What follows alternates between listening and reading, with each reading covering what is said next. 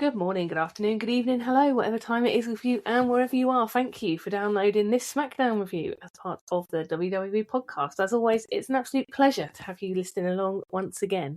I am Amanda, your host of this SmackDown review, and there's quite a lot to get through this week. We obviously had our huge main event, what was supposed to be a big debut. We have more Cody and Randy, plenty of women's action. And we also need to talk about the departure of Ilya Dragunov, which I am not particularly happy about. But first, let's get to it and review the SmackDown that aired Friday, 21st August from Toronto in Canada. And obviously, the big headline and the big arrivals tonight is CM Punk. He's defending the Undisputed Championship against KO in Kevin Owens' home country. And after all the promos between these two over the last couple of weeks, I am ridiculously excited for this one. Last week's promo battle in particular was brilliant because they have really leaned in to the genuine beef and the genuine history between Punk and KO, and the fact that these two legit have known each other for 20 years and have not been exactly the best of friends for most of it. So expectations are high. But first, we start backstage, and Sammy already moaning to Nick Aldis. I don't know about you, but frankly, I am getting bored to death of moaning mini Sammy. He is complaining about having to wrestle Cody last week when he had a broken hand, and then Randy getting involved anyway. And then before long, we get Randy himself appearing behind Sammy. We then go to the ring. Cody's in the ring already, and he is on the mic. Calling for Randy to come out and face him. Nick Aldis comes out because apparently he's decided that preventing Cody and Randy from murdering each other has to become his full-time job. Randy comes out and says, look, we've already got a match at Sunday night's main event, so they don't need to do it now. Cody, of course, starts trying to wind him up, and then Nick lays down the law. He tells them that if either of them lays a hand on each other before Sunday night's main event, then neither of them will ever get another shot at the WWE Championship, which certainly gets their attention. Randy tells Cody that before WrestleMania he was prepared to go somewhere dark to beat him, whereas Cody has always been the good guy. Cody tells Randy that he's going to be the one to kill the Legend Killer, and that isn't prediction, it's a spoiler, which, as we all know, is a very Heyman line. So I wonder what the tie-in is there, if any. I really like this.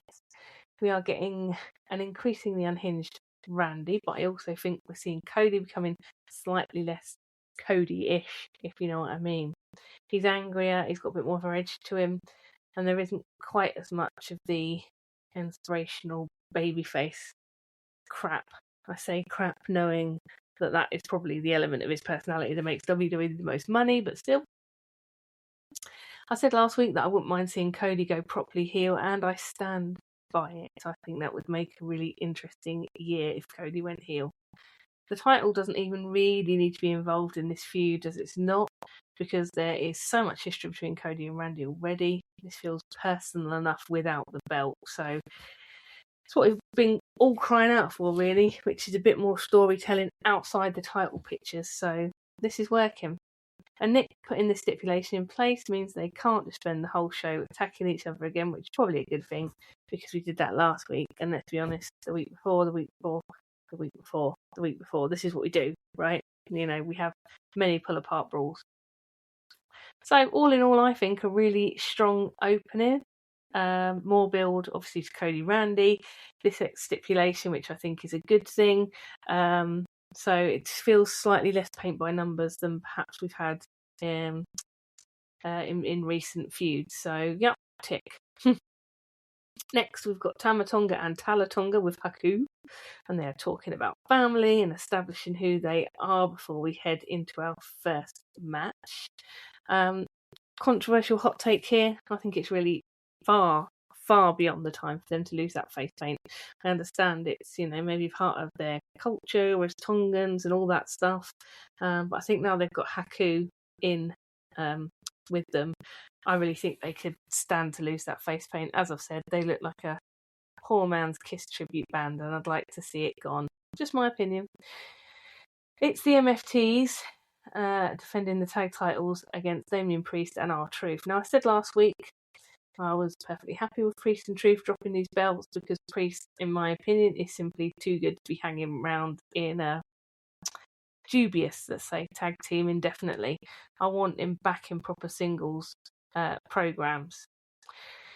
The MFTs attack before the bell, and we get a decent enough match here. Truth is still absolutely ridiculous for a man in his 50s, by the way. These are people half his age who probably couldn't do half of what he does. Eventually, Priest, though, gets taken out ringside, leaving Truth isolated, and Tama and Tala hit the Red Cross high-low, which is a great move, and they retain the titles. Afterwards, Priest looks frustrated and gets into the ring with Truth. For a second, it looks like we might be getting a heel turn.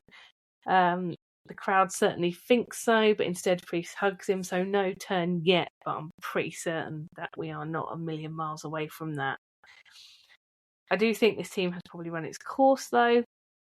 I like Truth, I like Priest, I actually quite like them together, but I don't think either of them needs this anymore, particularly Priest. As I've said, I want him to get a singles run. So let the MFTs have their run with the belts, and let's get Priest back to his singles title picture, please. Backstage, now we have got Kathy. She's got Punk with her. She asks him about being in Canada, where obviously KO is going to be the crowd favourite. He says that he thrives in hostile territory and says that KO is still chasing ghosts from 20 years ago. You can't deny that.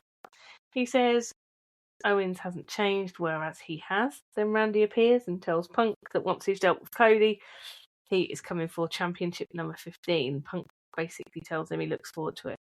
Again, I like this. This was a very dialed down version of Punk, and I think that was deliberate. I think they were trying to sell the fact that he's cool, calm and collected in this potentially very hostile environment. And the title picture does feel pretty busy at the moment. We've got KO getting his shot tonight, Randy hovering around, Cody still wanting another go, Sammy thinks everyone has screwed him, Finn is sniffing around, and Gunther is also still there. So as I said a couple of weeks ago, all these angles, even if some of them get dropped off, there is a lot of freshish people who can come in and have a look and have a go at the title, which I think is exactly what we need. It makes the championship feel more important when half the roster are looking at it, rather than having one challenger magically materialise every 6 weeks in a very strict rotation. This is much better. Next, we get a replay of the excellent Chelsea Green stuff from last week, where Nick initially asked her to relinquish before changing his mind and giving her 30 days to get medically cleared. We then get backstage. We've got Chelsea with Tiffy. Chelsea offers to take her for dinner to make up for what happened last week, and Tiffy basically says that she's fine.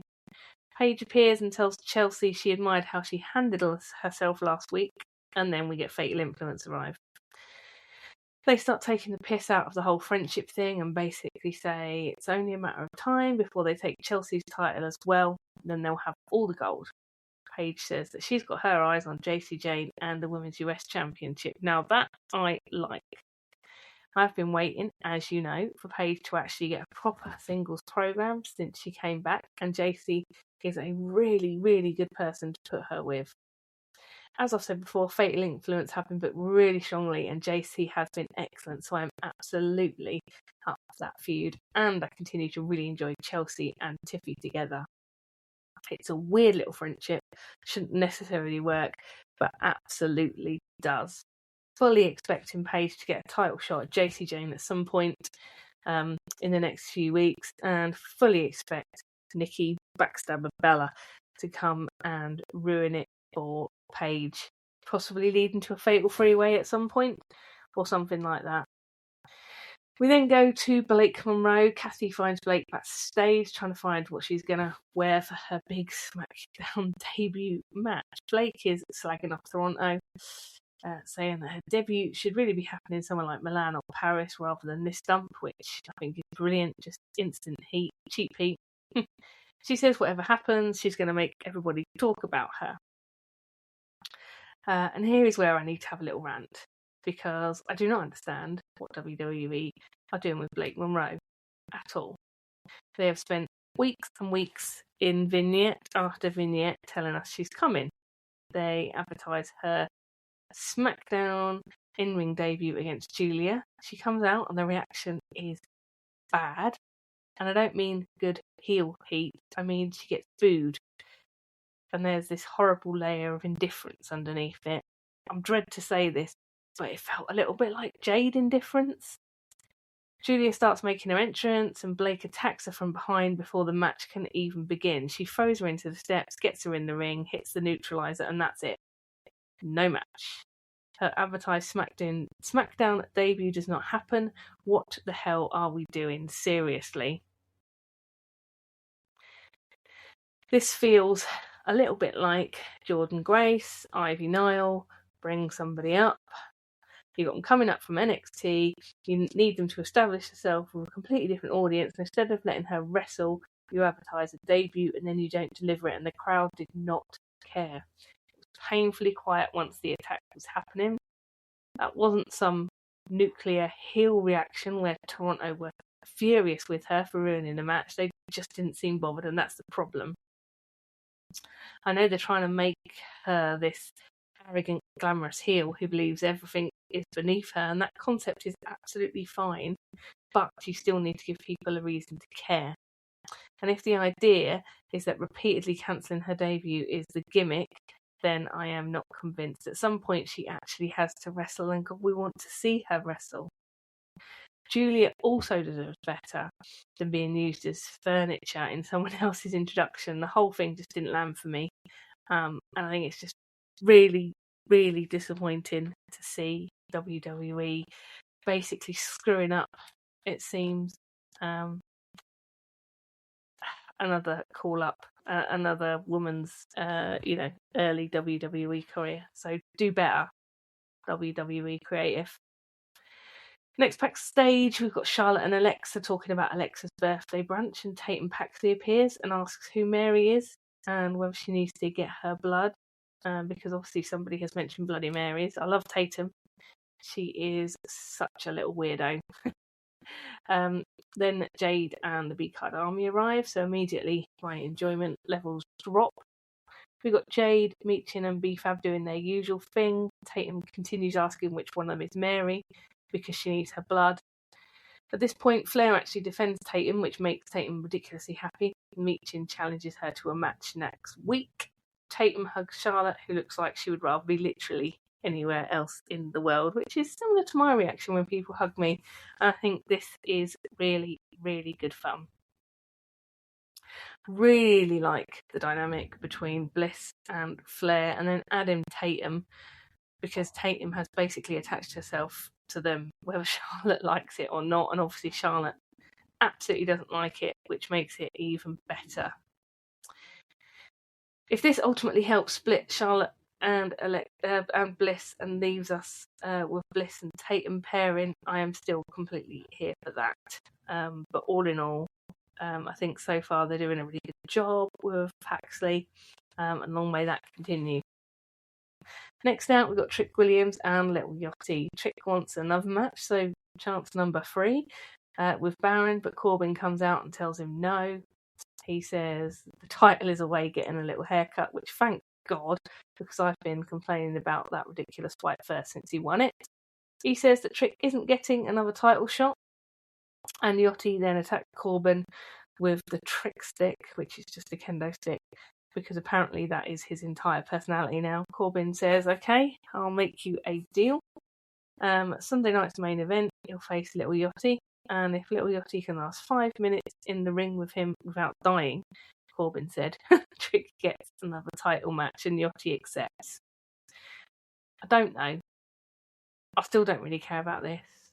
I like Trick, and I really like what they're doing with Corbin. Corbin, as this salty veteran who has come back and immediately won a title, is actually working really well for me. But the Trick and the Yachty stuff just isn't doing anything. Every week it's the same thing. Trick wants something, Corbin says no. Yachty hits somebody with a sparkly kendo stick. There needs to be another layer added pretty quick, because I think this is run out of steam.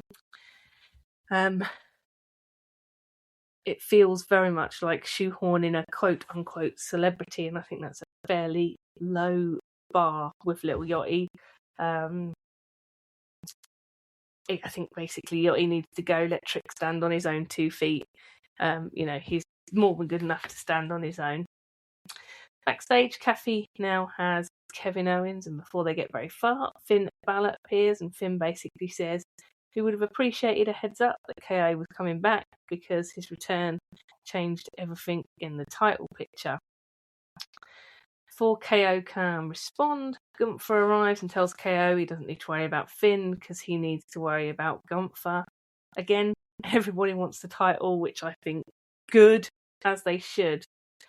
And I'm interested in where Finn goes because there was that interaction between him and Gunther last week as well, and I wouldn't mind those two beating the shit out of each other for a little while.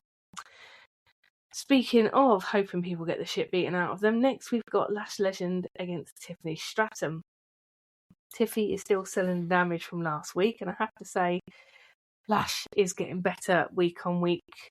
I say again, I don't think she needs Nia, but they seem intent to keep her with her, and I'm guessing it's because Lash is more talented. I don't know. I thought Lash was brilliant at SummerSlam in the ladder match, completely at home now on the main roster. This isn't a massively long match. Tiffy goes for the moonsault, but Lash gets up and knocks her off balance before she can hit it, eventually hitting Lash extension and getting the pin. Importantly, it's a clean win. Lash Legend has just pinned Tiffany Stratton, which is pretty significant. Obviously, Tiffy's left with the built-in excuse that she's hurt, but it still gives Lash a massive win and sets her up as a genuine threat. Afterwards, Nia and Lash start beating down Tiffy, and Chelsea comes running out with a kendo stick despite not being medically cleared. She clears them out of the ring and saves Tiffy, and I just love this friendship. Chelsea Green, injured face and all, charging into a fight with Nia and Lash armed with a kendo stick because somebody is beating up her mate is exactly the kind of lunacy I want from Chelsea. This also continues to build Nia and Lash towards Chelsea's title at some point. I assume once Chelsea is cleared, we're going to get one of them challenging her, and presumably Nia first, as she has already demanded the match. Next, we get a video package for Punk and Owens, and then something I wasn't expecting. Shinsuke Nakamura finally reveals the person he has been teasing. And it is, excuse my pronunciation, Hiromu Takeshi, now going by the name of Kyoki. Well, hello. That's interesting. For anyone who knows him from New Japan, this is a pretty exciting addition. Putting him immediately alongside Nakamura gives him a pretty easy introduction to the WWE audience.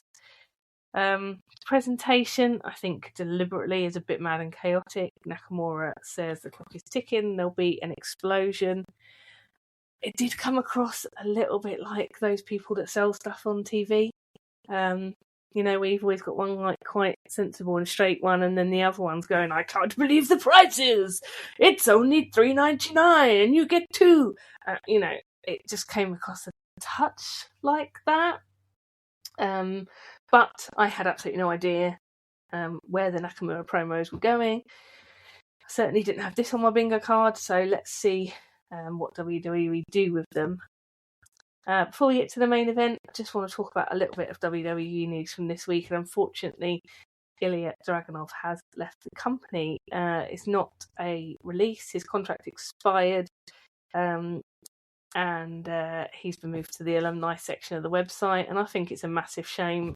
Sometimes during the dark 3-hour episodes of SmackDown, his open challenge for the US title were the only shining light for the show. He had a great career with WWE. Obviously, because he's released, I think he probably hasn't got a 90-day non-compete, which means that he could pop up literally anywhere.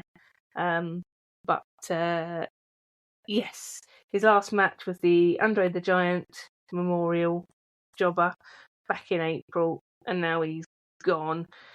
Reports are that money-wise, they were too far apart when it came to winning a new contract.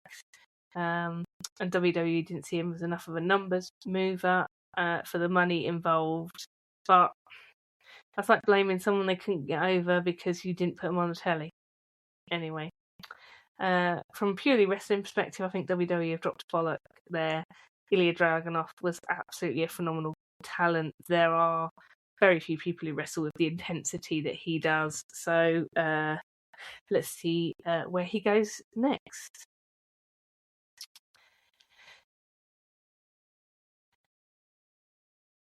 Right, main event time. Kevin Owens versus CM Punk for the Undisputed WWE Championship. Toronto obviously massively behind KO, and Punk comes out wearing a hockey mask because he knows exactly what he's doing. KO is basically ready to punch him before the match even starts. And they do the proper old school big match introductions. Punk obviously getting heavily booed here in KO's backyard. Bell rings and they go for each other hell for leather, and it feels just like a full-on fight, which is exactly what it should feel like after the recent weeks of promos and history, etc., etc. KO gets the better of the opening exchanges, sends Punk outside, and they are laying everything into this, and the crowd is 100% invested, as you'd expect. Owen clears the announce table, and I'll pause myself there and just say we have reached new lows with KFC advertising on the announce tables. Punk, though, has time to recover and hilariously, for some reason, puts the table back together. They continue going backwards and forwards, and you can feel the matches built around the fact that these two genuinely can't seem to stand each other. KO gets Punk outside again, hits a frog splash through the barricade, through the table. Sorry, from the barricade through the table. He gets Punk back into the ring, goes up and hits the swanton, gets a great near fall with Punk kicking out. Punk comes back with the knees and the elbow and locks in the Anaconda Vice, but KO escapes. And then Punk starts targeting the neck. Obviously, that is the neck that kept Kevin Owens out for 17 months. So it makes perfect sense and gives everything Punk does an extra level of nastiness. Punk goes to the GTS, but KO gets out and locks Punk in the sharpshooter because we're in Canada and obviously we're legally required to have a sharpshooter at some point in the programme. Punk gets to the ropes and then we get the referee shenanigans. Punk ends up being pushed into the ref, who goes down.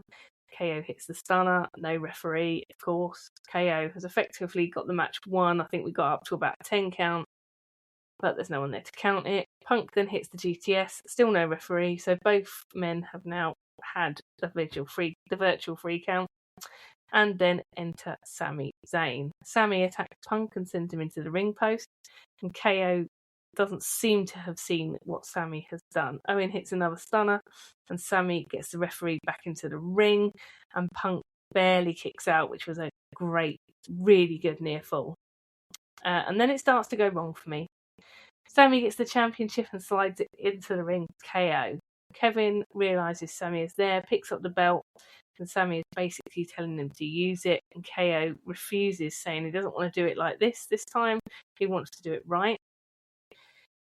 And this is absolutely the right character choice for me, because Kevin Owens wants to beat Punk, but he wants to properly beat Punk, not beat him with shenanigans. He doesn't want Sami involved. He doesn't want Sami handing him the championship. He tells him not like this, gives him the belt back. So Sami responds by smashing KO in the face with the title. What? Punk hits the GTS. The referee wakes up precisely at the required moment. 1, 2, 3. Punk retains, and I'm sorry. Rubbish, crap, shit finish. Again, I love the match. The match itself was excellent and built on the promos of recent weeks. Absolutely spot on. But that finish, bobbins. Punk and KO absolutely delivered. And they have enough genuine history that they didn't need loads of bells and whistles. It was just a lot of talking, and it was very, very good. But why can we not just finish a big WWE title match cleanly? Why does everybody have to get knocked out? Why does the referee have to die? Why does always somebody have to run in? Why does someone need to accidentally hit someone or deliberately hit someone or hand someone the belt? Just let two top wrestlers wrestle, particularly these two. You've spent 2 weeks plus since SummerSlam telling us about this 20 years of resentment. You've used their real history. You've told us they've never had a WWE singles match. You're in Canada. KO has come back from potentially career-ending neck surgery. You had absolutely everything you needed. And then we get Sami Zayn and a belt shot. I know why. Obviously, this is continuing Sami's story. He spent weeks complaining, the perpetual victim, that everyone is screwing him and everyone's jumping ahead of him. And he's becoming increasingly bitter and spiralling into Drew McIntyre-style crazy. And after the match, we get Sami attacking both Punk and KO again with the title. He stands over them in his Justice for Sami shirt, screaming that Punk stole the championship from him. This is justice. So, yes, story-wise, I understand this. Sami has finally snapped. Fine. But I don't think that means the ending of this match wasn't rubbish. Both things can be true. It gives us a new version of Sami and presumably puts him right back into the championship story, where personally, for me, I don't want him. It protects KO and his recent return because he didn't lose clean. He was undoubtedly screwed. And Punk retains without definitively proving that he's better than Owens. I get it. But I still wanted the actual finish. And after all the build, I think KO deserved better than being the bloke Sami Zayn hit with a belt so Punk could pin him. I hope this isn't the end of Punk and KO because I absolutely demand another match. And presumably, Sami has just made himself an enemy of both of them, which gives us a pretty obvious three-way situation if WWE want it. But please, WWE, at some point, just let somebody win a bloody main event. And can we not talk about getting referees on standby? How many times do we get a ref bump and then we get counts of, 7, 8, 9, 10 and nothing because the ref's laying there like a, squished cockroach? Just have another one on standby or another 2 on standby. Come on, Triple H, sort your life out. So overall, this was a strange SmackDown for me because the good stuff was really good. Punk and Owens had an excellent match right up until the finish, which we've just discussed. Cody and Randy's story continues to work. I really liked Lash getting the clean win over Tiffy, and I love the ongoing Tiffy and Chelsea friendship. Paige going after JCJ gives us another woman's story to get into, and I'm intrigued by Nakamura and Kyoki. But Blake Monroe's supposed debut was an absolute miss for me. Crowd reaction was bad, the match didn't even happen, and I genuinely don't know how repeatedly advertising a debut and then not giving us one is supposed to help establish her. And then we had another massive main event ending in interference. I can't give this one an 8.5 like I did last week. I think I'm going to go and give it a 7 at best. There was plenty I enjoyed. The Punk and KO did some brilliant work, but the ending took the shine off the main event for me. And the Blake Monroe segment was just weird. Big questions coming out of tonight's show is Sami Zayn. Has he finally completely lost his shit? He's attacked the champion. He's attacked his best mate Kevin Owens. And he clearly believes the WWE Championship belongs to him. So where does that leave us? Punk versus Sami, KO versus Sami, a triple threat? Or does someone else from that ridiculously good quality, crowded title picture get involved as well? And then we have Cody versus Randy at Sunday night's main event, which could completely change things again. For all my moaning about the finish, the title picture is probably the most interesting thing on SmackDown and the most interesting it's been for a hell of a long time. Because there are genuinely about 6 people who could realistically be involved. So let's see where it goes. Finally, lots of good luck to Ilya Dragunov. Wherever the Mad Dragon ends up next, WWE's loss is going to be somebody else's enormous gain. That just about does it for this week's show. Thank you for having me in your ears once again, and remember, until next time, be kind. Thanks for listening to the WWE Podcast. Don't forget to subscribe on your favorite podcast app so you don't miss a show, or head to WWEpodcast.com. And for all of these shows ad-free, head over to patreon.com/WWE Podcast. Until then, we'll see you next time.